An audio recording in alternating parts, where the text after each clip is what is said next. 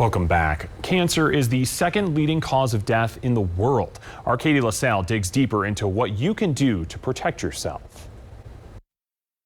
Dr. Scott Joy, Chief Medical Officer for Health One Physician Services Group, is here. And Dr. Joy, really appreciate you taking the time. And today we're talking general cancer prevention. I think it's safe to say we all personally or either know someone who's been affected by cancer. Around 10 million people die from it worldwide every year, but a third of common cancers are preventable. What are those and ways to prevent them? No, great question. There are really 4 cancers that we focus on that we have effective screening tools for. That would be breast cancer, where mammograms are kind of the main therapy. We have colonoscopies or colon cancer screening.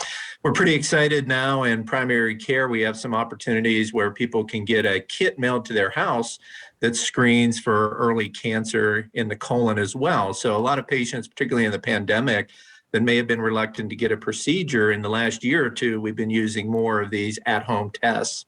The other cancer, particularly in young women up to really about age 65, is cervical cancer screening. So you want to get your pap smear and be tested for a virus called HPV every 3 to 5 years.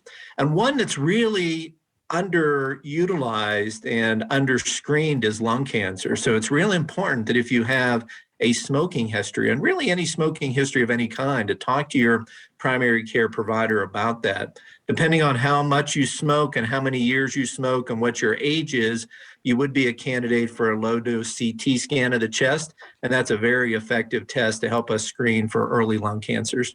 So screening is absolutely key. And you touched on cervical cancer, but how often should we be getting screened? Yeah, so I think it really depends on your age and your risk factors. There are a lot of patients that really screening, I'll go to colon cancer, for example. Screening used to be 50 and above. That recommendation has now changed to 45 years and older.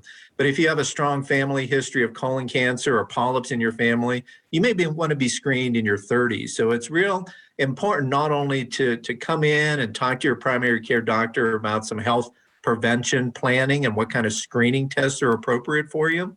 Are there certain choices we can all make day to day that can help us stay healthy and prevent these common cancers? Yeah, no, I think that's a great question. I think the biggest one, if you are a smoker, really it's a new year, so to speak. So if you can work on quitting smoking, a lot of great resources in Colorado, the quit line's available. We have medications that can help people quit smoking, but smoking is a huge underlying risk factor for cancers, lung cancers, colon cancers, oral cancers, esophageal cancer. Quitting smoking is a great thing to do. Clearly, eating healthy is important as well. We know that high fiber diets high in fruits and vegetables can help reduce the risk of colon cancer.